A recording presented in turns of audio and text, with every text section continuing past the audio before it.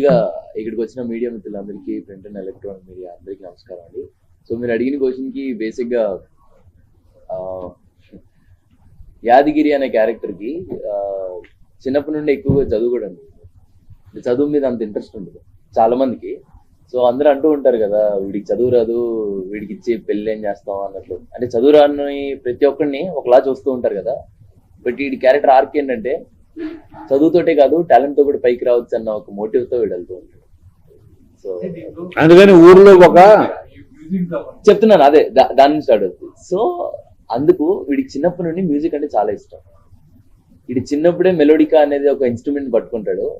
దాని తర్వాత ఎదిగిన తర్వాత ఊర్లో పన్నెండు కొడుకులు అందరినీ ఒక గ్యాదర్ చేసుకొని ఇలా ఒక టీం గ్యాదర్ చేసుకుంటాడు అన్నమాట.